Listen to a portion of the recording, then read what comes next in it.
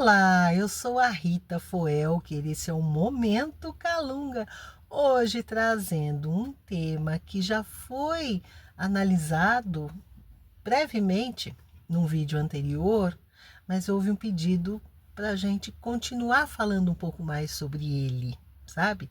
Que é a questão da necessidade e do merecimento. Então, para a gente falar sobre isso, eu estou trazendo um trecho de Pensamentos que Resolvem, mais Mestre de Mim Mesmo, mais bônus de frases inéditas, onde Calunga diz o seguinte: de acordo com a evolução, cada espírito vibra numa frequência diferente. Os espíritos mais próximos da materialidade têm vibrações pesadas. Os mais adiantados vão ficando mais sutis, mais leves. Tudo aqui é na base do pensamento e da evolução.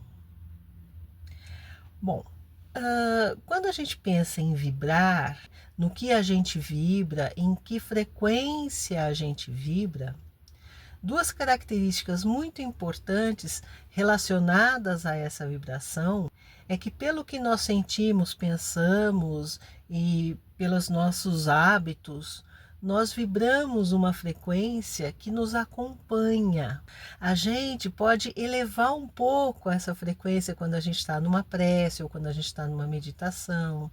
A gente pode rebaixar um pouco essa vibração quando a gente está nervoso ou irritado ou preocupado, mas a gente tem uma faixa vibratória à qual a gente pertence e à qual esses dois, o mínimo e o máximo, pertencem também. E o que a gente vibra basicamente é o que a gente é, mas principalmente o que tem a ver com o nosso merecimento e a nossa necessidade. Então, se a gente fosse pensar em termos de matemática, tá? Para ficar mais fácil, não é matemática, tá, gente? Mas se a gente fosse comparar com a matemática, é como se a necessidade fosse o nosso saldo negativo, aquilo que nos falta, aquilo que a gente está precisando, aquilo que, se a gente for sábio, tiver sabedoria suficiente, a gente está buscando melhorar, tá?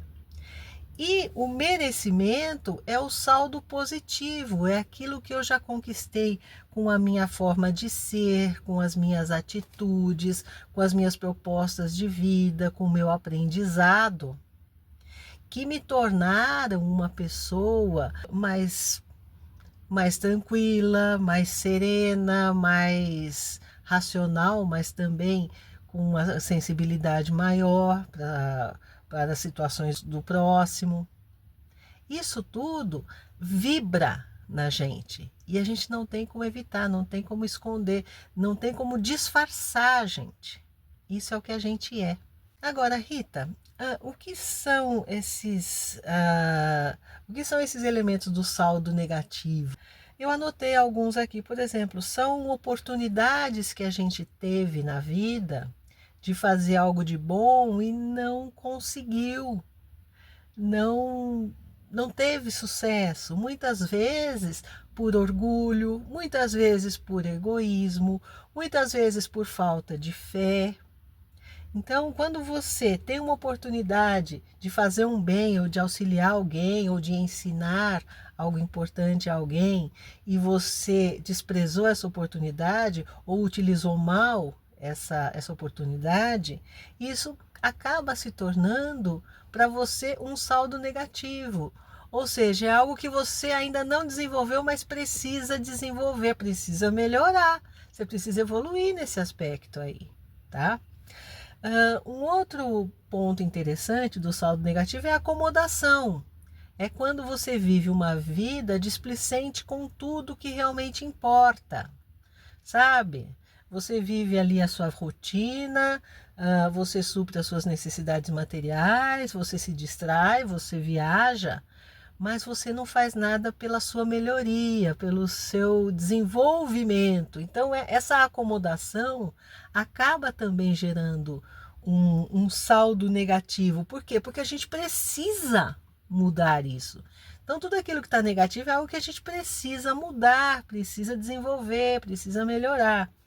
Já o saldo positivo são aquelas oportunidades que a gente aproveitou para fazer o melhor que podia, aproveitou para aprender, aproveitou para meditar, aproveitou para ampliar as amizades, aproveitou para auxiliar um companheiro.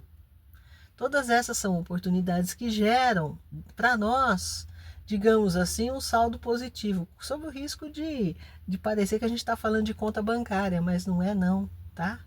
É balanço de vida mesmo, tá? Tudo aquilo que você trabalha para melhoria de si mesmo, então se for uma atividade voluntária, se for um estudo, se for um grupo do qual você participe, no qual você contribui de alguma forma, e ali também outras pessoas são beneficiadas, tudo isso é saldo positivo.